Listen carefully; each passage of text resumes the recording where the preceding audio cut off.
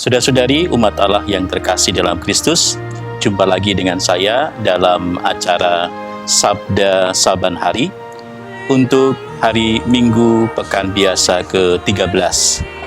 Pada hari itu, bacaan Injil yang akan kita dengarkan adalah dari Matius bab 10 ayat 39 sampai dengan 42. Mari kita dengarkan firman Tuhan. Pada suatu hari Yesus bersabda, "Barang siapa mengasihi bapa atau ibunya lebih daripadaku, ia tidak layak bagiku. Dan barang siapa mengasihi anaknya laki-laki atau perempuan lebih daripadaku, ia tidak layak bagiku. Barang siapa tidak memikul salibnya dan mengikut aku, ia tidak layak bagiku. Barang siapa mempertahankan nyawanya, ia akan kehilangan nyawanya. Dan barang siapa kehilangan nyawanya karena aku, ia akan memperolehnya. Barang siapa menyambut kamu, ia menyambut aku. Dan barang siapa menyambut aku, ia menyambut dia yang mengutus aku. Barang siapa menyambut seorang nabi sebagai nabi, ia akan menerima upah nabi. Dan barang siapa menyambut seorang benar sebagai orang benar, ia akan menerima upah orang benar. Dan barang siapa memberi air sejuk secangkir saja pun kepada salah seorang yang kecil ini, karena ia muridku, ia tidak akan kehilangan upahnya daripadanya." Demikianlah Injil Tuhan. Saudara-saudara terkasih, Santo Fransiskus Assisi tidak hanya sederhana di dalam hidupnya, tetapi juga doanya sederhana. Ia tidak berdoa dengan kata-kata yang panjang lebar dan berbelit-belit. Bahkan kadang ia berdoa hanya dengan 1-2 patah kata saja.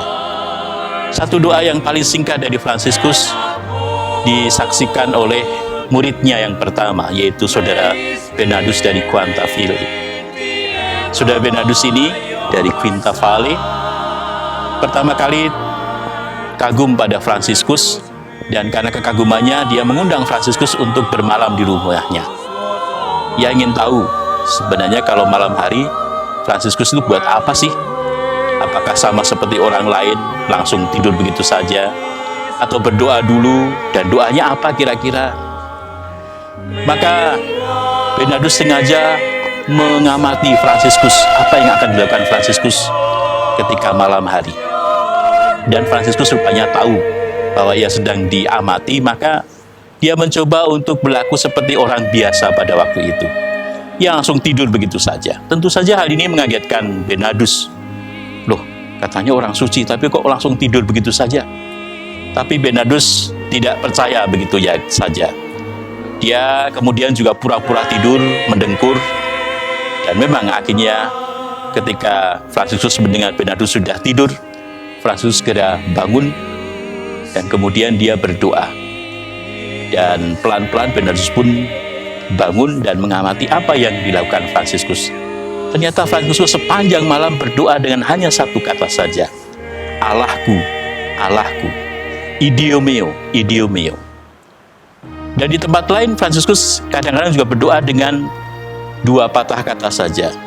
Deus meus et omnia, atau Allahku dan segalaku.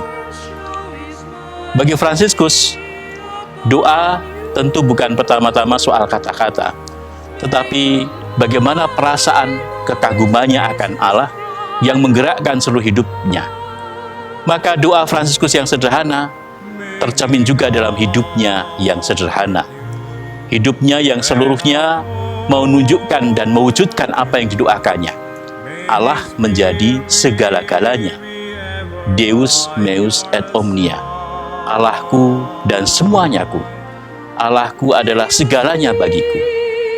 Maka Fransiskus dengan tenang meninggalkan harta benda, kekayaannya, dan hidup miskin, bukan karena ia membenci kekayaan, tetapi karena dia merasa bahwa tidak perlu banyak kekayaan. Karena yang paling penting di dunia ini bukan kekayaan, bukan harta, bukan jabatan, tetapi kalau Allah beserta kita, itu sudah segala-galanya bagi kita. Allah meraja, maka itulah segala-galanya bagi kita. Saudara-saudara terkasih, Yesus hari ini juga mengajak kita untuk menjadikan Allah segala-galanya dalam hidup kita. Maka dia sendiri bersabda seperti yang kita dengarkan, barang siapa tidak lebih memperhatikan Tuhan Allah atau tidak lebih memperhatikan Dia, maka dia tidak layak. Barang siapa masih lebih mengasihi orang tuanya, lebih mengasihi anaknya, lebih mengasihi bapak ibunya, tidak layak baginya. Karena dengan demikian Tuhan tidak diutamakan, masih lebih utama orang tua, masih lebih utama ikatan kandung daripada ikatan rohani itu. Maka Yesus mengajak kita untuk, kalau sungguh-sungguh kita mau mengikuti Kristus, maka Tuhanlah yang harus menjadi segala-galanya bagi kita. Yang lain itu nomor berikutnya. Yang lain itu tidak terlalu penting. Yang paling penting adalah Tuhan. Maka ketika berkat Tuhan, kehadiran Tuhan itu menjadi segala-galanya bagi kita, kita tidak perlu banyak cemas dan khawatir akan jabatan, akan kekayaan, akan makan minum, karena Tuhan akan menyediakan semuanya bagi kita secara secukupnya. Maka dalam Injil lain dikatakan, carilah dahulu kerajaan Allah, maka semuanya akan dipenuhi padamu. Maka demikian juga dalam sabda berikutnya Yesus mengatakan, maka orang yang hanya akan mempertahankan nyawanya akan kehilangan nyawanya. Tapi kalau orang mau sungguh-sungguh mendapatkan jiwanya, maka ia harus berani kehilangan nyawanya. Seperti Yesus sendiri sudah menunjukkan dirinya yang mau berkorban, menyerahkan hidupnya, sehingga kemudian ia pun dapat hidup yang baru, hidup dalam kebangkitan. Itulah jalan bagi kita.